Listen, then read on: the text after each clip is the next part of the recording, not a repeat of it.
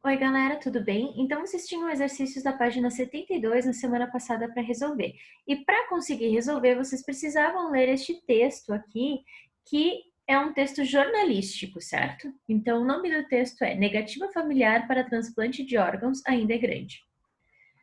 Qualquer pessoa pode ser doadora de órgãos, desde que o procedimento não prejudique sua saúde. Doadores vivos podem doar um dos rins, parte do fígado, da medula óssea ou do pulmão. Para os falecidos, é preciso que o médico constate morte encefálica, que é a morte cerebral. Para o presidente da Associação Brasileira de Transplante de Órgãos, apesar do aumento no número de doadores, a negativa familiar para o transplante de órgãos ainda é grande. Em 2013, 47% das famílias se recusaram a doar os órgãos de seus familiares que morreram, segundo dados da ABTO. Essa porcentagem tem crescido nos últimos anos, o que é preocupante, diz ele, que também é coordenador de transplante de fígado do Hospital Quinta d'Or, no Rio de Janeiro. Além disso, de acordo com Filgueiras, o número de doadores por milhão de habitantes no Brasil é pequeno. No ranking mundial, estamos na 28ª posição. Ainda faltam mais campanhas de conscientização para reverter esse quadro.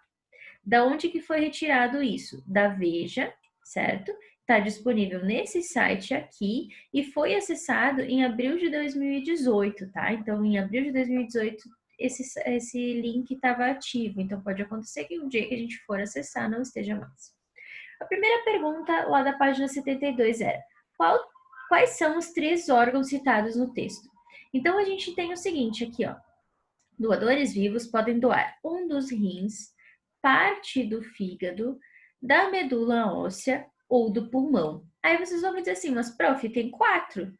Não, tem só 3. Por quê? A medula óssea, ela é um tecido, ela não é um órgão. Então, os 3 órgãos que a gente vai colocar lá são rins, fígado e pulmão. São os 3 órgãos que a gente tem citados aqui. O número 2 diz o seguinte: além dos exemplos citados no texto, dê mais 5 exemplos de órgãos. Então, aí vocês podem ter vários exemplos, né? A gente tem muitos órgãos. Então, a gente pode citar, por exemplo, coração, os olhos, o cérebro, bexiga, língua, a pele, que inclusive é o maior órgão que a gente tem no nosso corpo, intestino, estômago, osso, enfim. Tem vários exemplos que vocês podem citar, e dentre esses exemplos, talvez vocês tenham colocado algum exemplo que não esteja, que eu não tenha falado, tá? O número 3 diz o seguinte: os órgãos são um dos 4 níveis de organização do corpo humano.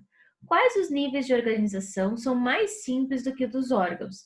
Então, para que a gente tenha um órgão, a gente precisa ter células, essas células juntas formarem um tecido e esses tecidos juntos formarem os órgãos. Então, a resposta que a gente tem ali é as células e os tecidos. E a número 4 diz o seguinte: como se chama o nível de organização do corpo humano que é formado por órgãos? Cite 2 exemplos. Então, o que é formado pelos órgãos? Os tecidos. Opa, desculpa. Os sistemas. Os sistemas são formados por órgãos. Então, a gente tem aí sistema digestivo, sistema nervoso, sistema urinário, sistema excretor, enfim, a gente tem vários tipos de sistemas que a gente pode estar citando, né? Então era isso. Um grande beijo